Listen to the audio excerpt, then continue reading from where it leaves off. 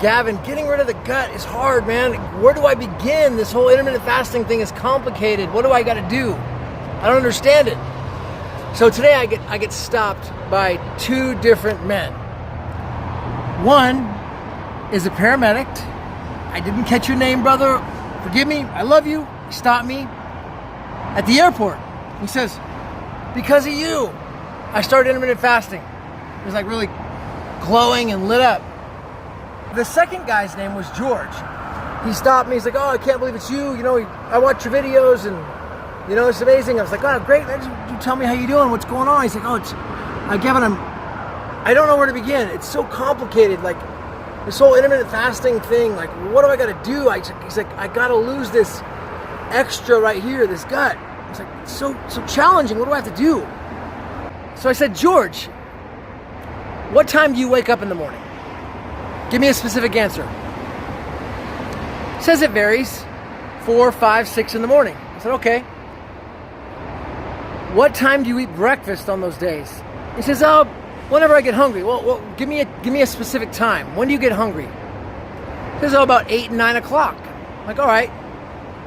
And George, do you have anything between the time you get up and the time you eat breakfast? And if so, what is it? He says he has tea. Just hot water, tea. No sugar, no milk in it, just tea. That's it. I said, okay, great. I said, how are you feeling when you have breakfast? Like, are you famished? Like, what's your stomach feeling like? What's your head like? Where are you at that point? Is it a routine? Like, what's it like? He's like, well, I'm just hungry, so I eat. I was like, okay. George, let me ask you a question. Do you want to really lose that midsection? He says, yeah. Let me guess. You don't want to, like, sacrifice much. You don't want to give up much, right? You're a busy guy. You have a family. You got a business. What are some of the habits that you're in the middle of right now? I mean, I can name one right now. You're in the habit of going to work each day. That's a habit. It's a job. Yeah, it pays you, but it's also a habit. Well, what other habits do you have? Brushing your teeth every day. You have a habit of that, right? Yeah, okay. You drinking that tea. Says he likes to drink tea every morning. Drinking that tea with hot water. That's another habit. I said, well, what if we just added one small habit, just one day? One day. Not 5 days, not 7 days, just one day per week. You pick the day. And he said, what? I said, 1 day per week, as opposed to diving into that breakfast at 8, 9 o'clock when you're hungry. I want you to have another cup of the hot tea.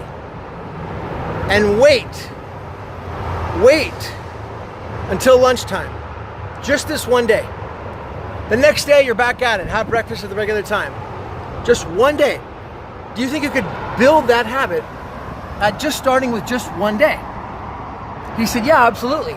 If you set a tiny little goal about going to lunch, missing breakfast all the way to lunchtime, just one single day per week, and then you hit it, and you start to feel accomplished, like you did well, you'll be proud of yourself. And then, the next week, you can set a new goal. You can say, you know what? It's week 2. I did 1 day last week. This next week, I'm going to do 2 days. 2 days, week 2. Monday and Friday. I'm going to go ahead and push my breakfast out all the way till 12 o'clock. That means no ham and cheese sandwiches, no bacon and eggs, no cereal, no bagels, none of that, no Dunkin' Donuts until 12 o'clock. Now notice, George, what I told George is I said, notice I didn't tell you what to eat. I didn't tell you what you couldn't eat. I didn't tell you what you couldn't do or how much you had to exercise. All we did was we set goals for week 1, and then as you hit that, goals for week 2. As you hit that, let's set a goal for week 3 of doing it 3 days. Monday, Wednesday, and Friday. That means you're going to have tea when you wake up, and you're going to have more tea again, I'd say like 9 o'clock. That's going to push you all the way back out till 12 noon. When you have your normal lunch. Notice again, I'm not telling you I'm telling him what to eat. Week number 4 is the big deal because now we're getting towards the 21-day mark. And I'll tell you from my own personal experience, setting goals and achieving them, there's a window, there's this like 3-week window where you're like, I'm cruising, doing good. If I can get over that hump of that 21 days, that 3-week period, if something transforms inside of my mind and my own experiencing, once I actually do it, get past 21 days in a certain goal, certain habit, it becomes part of me. So I told George, I said, George, on this 4th week, we're gonna set a realistic goal, okay? Realistic goal. Just 3 days again. 3 days. We don't even need to go for 4. Let's just do the Monday, Wednesday, Friday. If you feel really up for it, go for a bonus and try to hit 4, where you skip that breakfast on that 4 days. But let's just literally keep track and get 3 days. That's it. Can you do that? He says, yeah. I said, all right. Let me ask you another question. Do you feel like we interrupted much of your work schedule? No? Do you feel like you sacrificed much or had to like go out and change much? He says, no. I said, all right. Do you really want to lose that midsection, that gut you're complaining about? He says, yeah, all right.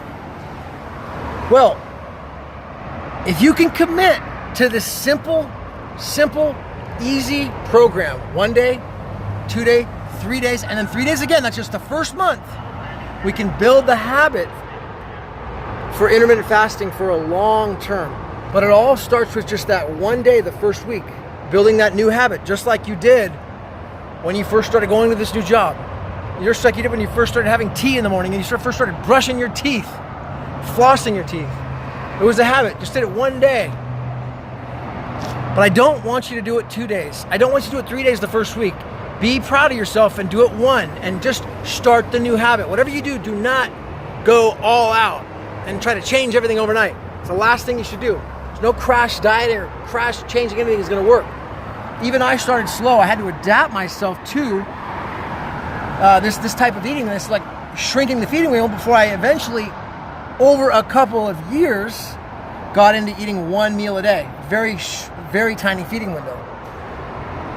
So George and anyone else out there who's new, who's just starting out, the paramedic having success with it already, tell your friends, tell your family, other people that want to just drop down that midsection, they want to get rid of the gut, they want to make a change this summer, give them this video so they can have a very simple strategy of just skipping breakfast that 1 day, getting it out to 12 o'clock, 1 day per week. Then the second week, two days, the third week, 3 days, and then the 4th week, 3 days again. That's a challenge to you to do that. And if you do that in 30 days, if you take pictures before and 30 days from now and you change nothing else, you have my word that you will notice a significant difference, a noticeable difference in the way your clothes fit, in the way you look in the mirror, in the way you move, in the amount of energy that you have. Your life's going to start to change. You're going to be proud of yourself, even though you just did a tiny little, stupid little change, starting with 1 day per week. George, you can do it, brother. I believe in you. The paramedic, get ripped, get shredded. Summertime, Gavin, Mehl coming at you, San Francisco. It's going to be a great freaking day. That's for darn sure. Love you.